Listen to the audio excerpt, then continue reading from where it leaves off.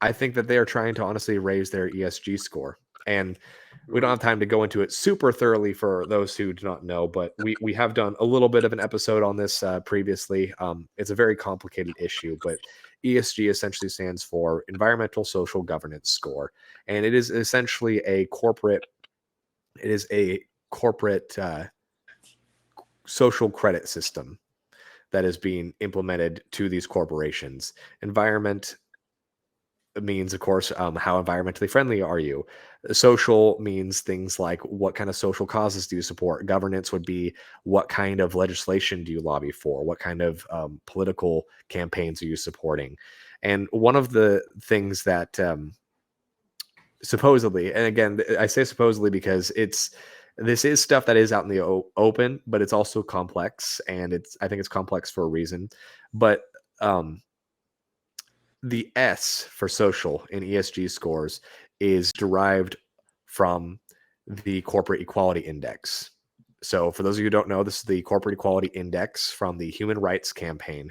So, essentially, the Human Rights Campaign rates companies on how friendly they are to like the LGBTQIA plus agenda, and they do talk about their criterias. So launched in 2002, the HRC's Foundation Corporate Equality Index has become a roadmap of and benchmarking tool for U.S. businesses in the evolving field of lesbian, gay, bisexual, transgender, and queer equality in the workplace.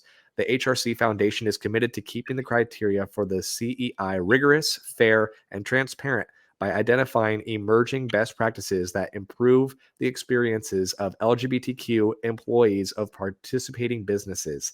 Equally important, we are committed to providing the resources and consultation that enable each business to attain 100% rating. And then they go through and they talk about the criteria.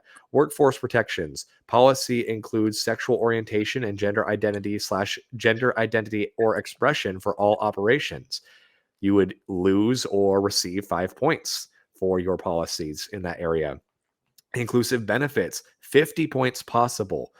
To secure full credit for benefit criteria, each benefit must be available to all benefits eligible U.S. employees. In areas where more than one health insurance plan is available, at least one inclusive plan must be available. Equivalence in same and different sex spousal medical and soft benefits, no points awarded. Equivalency in same and different sex domestic partner medical and soft benefits, 10 points. Equivalency in spousal and domestic partner family formation benefits, regardless of sex, 10 points. Equal health coverage for transgender individuals without exclusion for medically necessary care. For those of you who follow the show, you know what that means. That would refer to gender affirming care, which is essentially surgery for sex change operations. Obviously, there's going to be other things that probably qualify for that, like just medical necessary care, whether that be hormonal treatment, things of that nature. But either way, you get the point. And the list goes on to talk about, what a company must do to get this equality index score as high as possible. But either way, I thought that was important to bring up. I wasn't necessarily planning on going there tonight, but the reason why I wanted to kind of bring that up is because I was talking to a fellow YouTuber, and I won't say their name because I didn't talk to them about this in advance.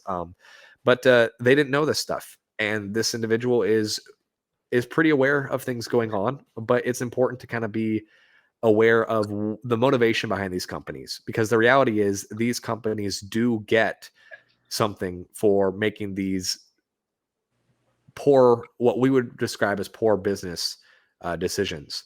And the reality is ESG, the ESG score, the higher it is, the more that major investment companies like BlackRock and Vanguard will pour resources into your company. And BlackRock and Vanguard have access to trillions in capital. And that is not free, open, fair market, because the trillions of capital that they have access to, a lot of it is government subsidized, such as state pensions. Many states are actually pulling out of ESG for this very reason, and pulling out of places like BlackRock and Vanguard, because people are waking up to this.